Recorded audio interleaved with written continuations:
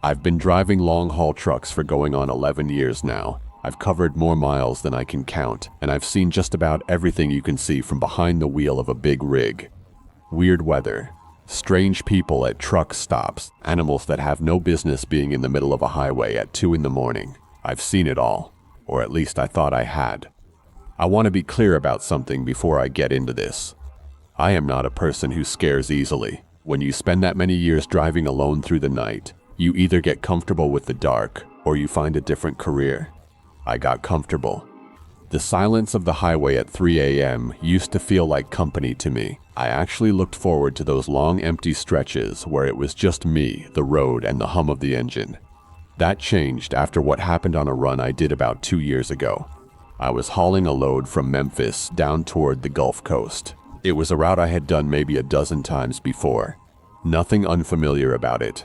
I left the distribution center just after midnight because I wanted to get ahead of the morning traffic closer to the coast. The first few hours were completely uneventful. Good weather, light traffic, easy driving. I was making great time. It was somewhere around 3 in the morning when I first noticed the headlights. There was a vehicle behind me, which obviously isn't unusual. People drive at night. What made me notice it was that the headlights were sitting unusually high off the road. Not quite as high as another truck, but higher than a normal car. My first thought was that it was probably some kind of SUV or a pickup truck. Again, nothing alarming about that. What started to feel a little off was that the vehicle never changed its distance from me. I sped up slightly. It sped up. I slowed down to let it pass. It slowed down too. Now, on its own, that could mean nothing. Some people just drive like that.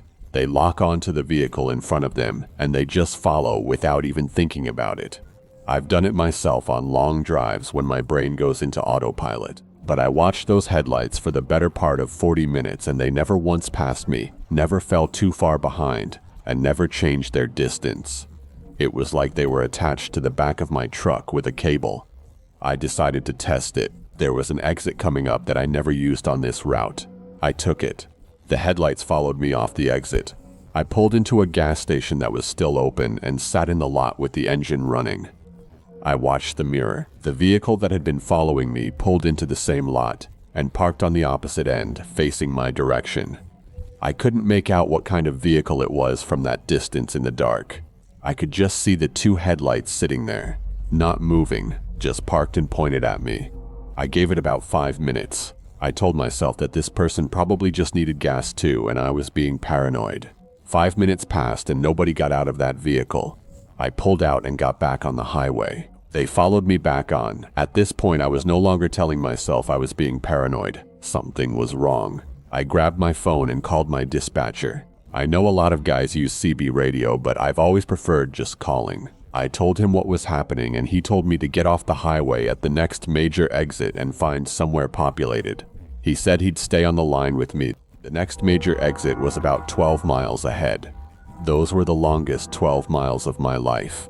The headlights stayed right where they had been the entire time. Same distance, same height, just following. I took the exit and found a 24-hour diner that had several other trucks in the lot. I pulled in and parked next to another rig. Sat there with my dispatcher still on the phone and I watched the exit ramp.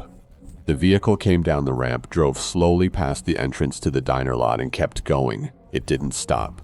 I sat in that diner for 2 hours drinking bad coffee before I felt okay enough to get back on the road. I called the highway patrol and gave them what little information I had, which wasn't much. Vehicle with high headlights that followed me for roughly an hour in the middle of the night. No plate number, no make or model, nothing useful. I've never found out who that was or what they wanted. My dispatcher tried to make me feel better by saying it was probably just somebody who was half asleep and following my taillights without even realizing it. And maybe that's true, but that doesn't explain why they sat in that gas station lot for 5 minutes without getting out of the vehicle. And it doesn't explain why they drove past the diner without stopping after following me through 2 exits. I still do that same route sometimes. And every single time I pass that gas station, I check my mirrors a little more than I probably need to. Some nights I check them a lot more than I need to. I don't think I'll ever fully stop.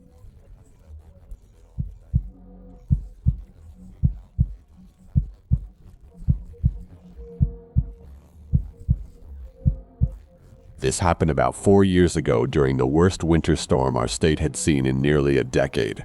I was driving home from my sister's place, which was about 3 hours away.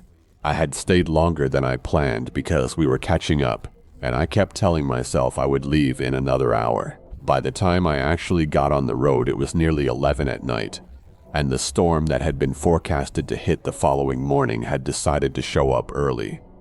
I want to give you some context about the drive because the geography matters here.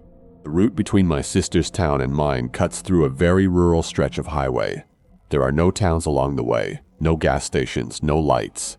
Just 2 lanes of road flanked by dense forest on both sides for a solid 40 miles or so. During the day, it's actually a pretty drive. At night in a snowstorm, it's a completely different thing. I'm not a reckless driver. I know my limits and I know my car. I slowed down significantly and I was doing fine. The snow was bad, but I was managing. About 25 miles into that stretch of empty highway, I saw something up ahead on the shoulder of the road. As I got closer, I could see it was a car. The hazard lights were blinking. I slowed down even more, and I could see a woman standing outside the car in the snow waving her arms. I pulled over. I know what you're thinking, and trust me, I've thought about it every single day since. I know you're not supposed to stop for strangers on empty roads in the middle of the night. I know that. But it was a woman alone in a blizzard in the middle of nowhere, and I genuinely felt like if I didn't stop, she could freeze to death before anyone else came along. So I stopped. I left my car running and I got out. The snow was really coming down at this point. She jogged over to me and she was visibly shaken and cold. She told me her car had slid off the shoulder slightly and the front tire was stuck. She said she had been out there for almost 20 minutes and hadn't been able to get a signal on her phone. She asked if I could try to push the car while she steered to get it back on the road. I said yes. She got into the driver's seat and I went to the front of her car to push. Now I want you to keep in mind the whole time I'm doing this, my car is parked about 30 feet behind me on the shoulder with the engine running. I pushed her car, and after a minute or two it came free of the ditch and rolled back onto the road. She straightened it out and I started walking back to my car. Then I heard her car door open. I turned around and she was standing outside her car again. I assumed she was going to thank me or ask for help with something else. Instead, she just stood there looking past me. Not at me, past me. Her expression had completely changed. She had gone from visibly relieved to completely blank in about 3 seconds. I turned around to see what she was looking at. There was a man standing next to my car. I have no idea where he came from. There were no other vehicles on the road. There were no footprints leading from the tree line to where he was standing, though I couldn't be sure of that given how hard it was snowing. He was a large man in a dark coat, and he was standing right at the driver's side door of my car with his hand on the handle. I shouted at him. I asked him what he was doing. He turned and looked at me but didn't say a single word. He just stared. Then he pulled open my car door. I ran. I covered those 30 feet in probably 3 seconds flat. I got to the door and I physically grabbed the man and pulled him back from the door. He was bigger than me by a lot, and he didn't react the way a normal person reacts when you grab them. He didn't startle, he didn't say anything. He just turned and looked at me with this completely flat expression that I can't even properly describe to you, like there was nothing behind his eyes. I got into the car and locked the door. I looked in the rearview mirror and he was just standing there in the snow watching me. I looked over at the woman's car and she was gone, already back on the road and driving away. I got out of there as fast as I safely could in those conditions. When I got home, I called the police and told them everything. They sent a patrol car out to that stretch of highway but found nobody. No broken down car on the shoulder, no footprints, nothing. The thing that keeps me up at night isn't the man, it's the woman. I think about her a lot. I think about whether she knew him. I think about whether the whole thing was planned. A woman on the side of the road in a storm is about as effective a trap as you can set for someone who doesn't want to leave a stranger to freeze. If I hadn't turned around when I did and seen him at my car door, I have absolutely no idea what would have happened next. Whether she was a victim of whatever that man was doing or a willing participant, I will never know. I don't stop for strangers anymore. I hate that. I genuinely hate that this experience took that from me, but I'm not willing to find out what happens if I do.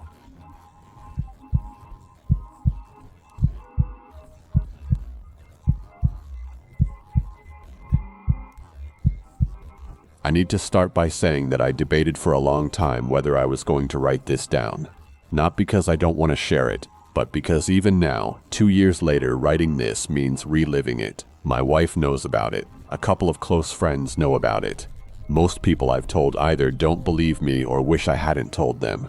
I'm writing it now because I found a community of people sharing experiences like this, and I figured if there was anywhere that somebody might believe me or have an answer, it was here.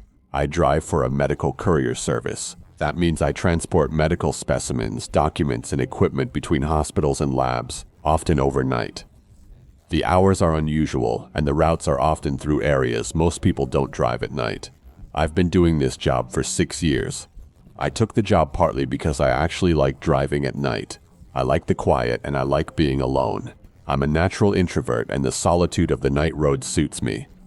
About 2 years ago, I was assigned a new route. It was a rural route that connected 2 hospital systems through a stretch of backcountry roads. The route was about 90 miles each way and I ran it 3 nights a week.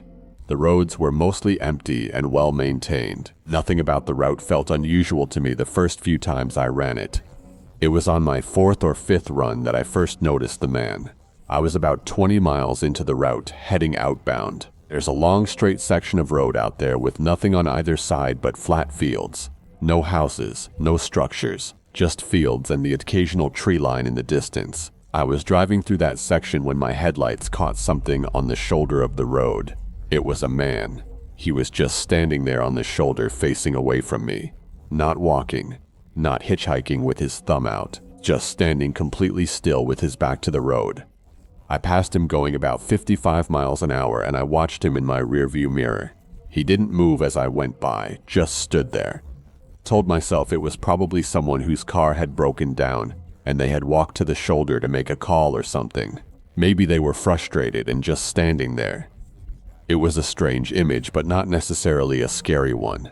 The next run, 3 nights later, I was driving that same straight section and my headlights hit the same spot on the shoulder. The man was there again. Same posture, facing away from the road, not moving. I slowed down this time. I rolled my window down as I passed him. I asked if he needed help. He didn't respond. He didn't turn around. I kept driving.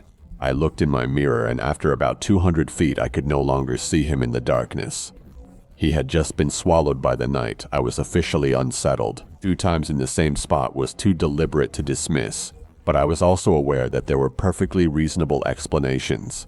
Maybe somebody lived nearby and liked walking at night. Maybe it was a farmer checking on his land. I wanted to believe something like that. On my next run, I slowed way down when I approached that section of road. I had my window down and I was ready. My headlights swept across the shoulder. He wasn't there. I'll admit I felt relieved. I actually laughed a little at myself for being so worked up over a man standing on the side of the road. I continued on with my route. On my return trip, coming back through that same stretch from the opposite direction, I saw him again. He was standing in the exact same spot, which meant he was now facing the road, facing me. I hit my brakes instinctively and came to a near stop about 40 feet from him. My headlights were fully on him. He was a thin man, maybe in his 50s or 60s. He was wearing a plain gray jacket and dark pants. His arms were at his sides. His face was completely expressionless. He was just looking at me.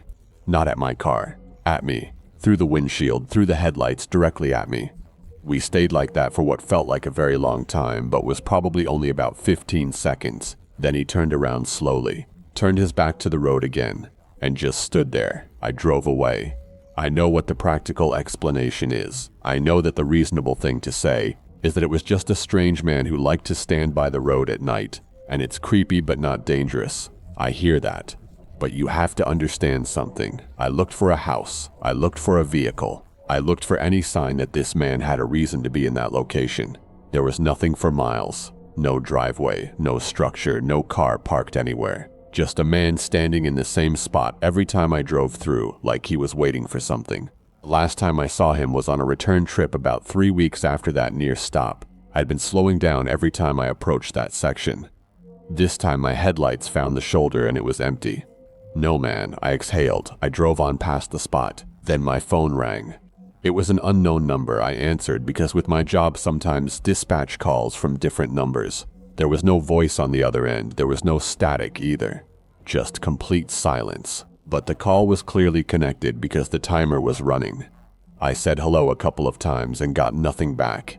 I stayed on the line for about 20 seconds, and then I hung up. I don't know how to explain the phone call. I don't know if it was connected to the man or if it was entirely unrelated, and my mind is just wiring those two things together because they happened in sequence. But I can tell you that from that night on, I requested a different route. My supervisor asked why, and I told him the route was taking too long.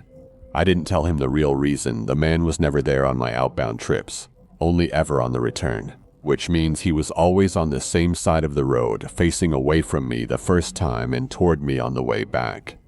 That means he would have had to have known which direction I'd be coming from. How would someone standing in an empty field in the middle of the night know which direction a car was coming from, unless they were watching for it specifically? Unless they were watching for me specifically. I don't run that route anymore. I don't drive past that section of road even in my personal vehicle. I've looked it up. I've tried to find anything about that stretch of road. An accident, a history, something that might explain what I saw. I haven't found anything. I don't know who that man was. I don't know what he was doing out there, and I don't know why he looked directly at me through the windshield that night like he already knew exactly who I was. I just know that I'm not going back to find out.